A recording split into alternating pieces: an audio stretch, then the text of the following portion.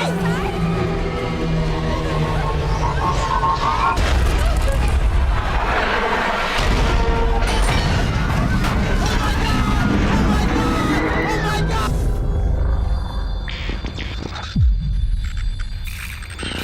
gonna be the best night ever. Welcome back to the 11th annual Halloween special. Tonight we're talking about a film that I have loved for years and can't believe I've never reviewed on my channel. I reviewed 10 Cloverfield Lane as well as a Cloverfield Paradox, but I've never talked about Cloverfield. The film was directed by Matt Reeves and came out in January of 2008. And it's about a group of friends who venture deep into the streets of New York on a rescue mission during a rampaging monster attack. This was the first film from Matt Reeves, who later went on to make films like Let Me In, 2 Planet of the Apes movies, and The Batman. It's also a found footage movie and a very unique one. Usually found footage movies are made out of necessity. You have to make it found footage because it's all you can afford, or you've got a kind of cool idea, but you can't really afford the bigger version of it, and so you decide to make it found footage to save a lot of money, and sometimes it works and sometimes it doesn't. This is one of the rare examples where a film with a very sizable budget of $25 million uses found footage as a way to enhance the story, not just because they're trying to save a few bucks. When I saw Transformers in 2007,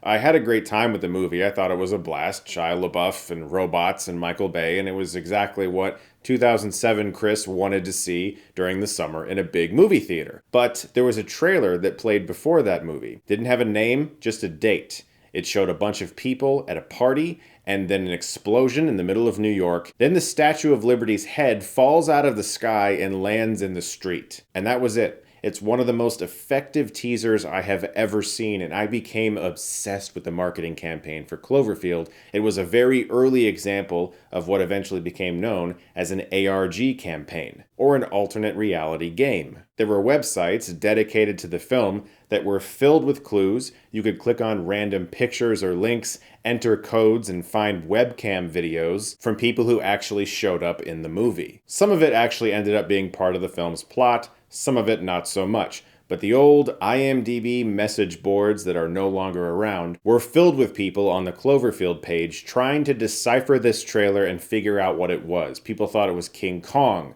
Godzilla. People literally thought a giant lion was rampaging around New York City because of a line in the trailer. What is it? Is it coming this way? I saw it! It's alive! It's huge! Of course, I saw it. It's alive. It's huge is the actual line, but people heard lion and went with that shit. It's one of the best examples of J.J. Abrams' mystery box that he talks a lot about with his films, as well as the marketing, that really paid off. Because when I saw this movie in 2008, that theater was absolutely packed. I convinced my mom and my sister to go to a late night showing, and I will never forget the anticipation that I felt wanting to find out what this movie was about. Were any of those theories true? What did this thing look like? I could not wait to experience the film. And I will admit to initially feeling disappointment because it was an original creature that had no connections to anything else, and I had spent months wondering what it was going to be and trying to decipher the film's plot, only to realize it's just a completely original and very well-made found footage monster movie. And now, many years later, I love it. It's one of my all-time favorite found footage movies, right alongside Wreck. But if you were there for the Cloverfield marketing campaign, it probably holds a special place in your heart. I've never experienced anything like it ever since. But now, in retrospect, we have the benefit of seeing just how talented Matt Reeves is as a filmmaker. He's made some truly great movies. And one of the things that a lot of directors fear when taking a found footage movie is that they won't be able to communicate their voice because they will be so limited to what a found footage movie can communicate to an audience. And so they won't feel like the film is theirs. But the storytelling in Cloverfield and the use of the found footage, I guess you could say gimmick, is very clever. The idea that we can learn about our protagonist's past because interspliced with present day filming, occasionally you see what was beneath that on the tape. You get the sense that he was very close to this girl that he is now trying to find in the city. But there's even great small ideas in the editing, like when Hud, a guest at their party played by TJ Miller, gets the opportunity to film everyone saying testimonials to this guy who's going away to work in Japan. He's never filmed anything before, so as he's getting used to working the camera, there's a lot of really quick cuts that take place because he doesn't know how to hit record properly. But with those testimonials, it's really smart because you can learn about our main character while all of his friends talk about him.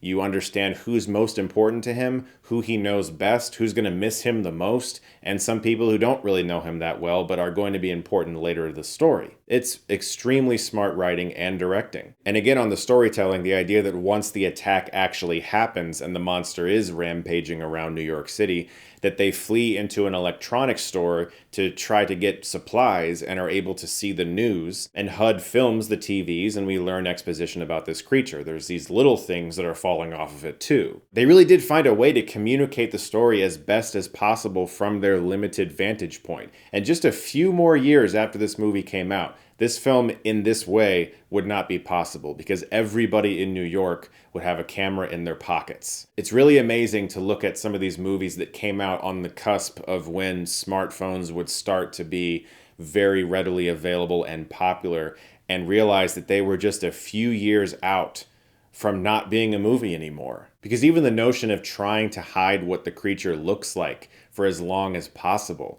would have been really difficult when everyone in New York is on social media seeing really good pictures of this thing. It's also one of the goriest PG-13s I've ever seen. This and the first X-Files movie are really bloody. The evacuation of New York and everyone trying to flee while this thing is just wreaking havoc is extremely realistic and very grounded. It does feel like you are watching some hopeless people just trying to get out of a city while some monster is tear-assing through buildings. But something about the film that has always really stayed with me is not the shots of the monster, none of the explosions or any of that cool shit.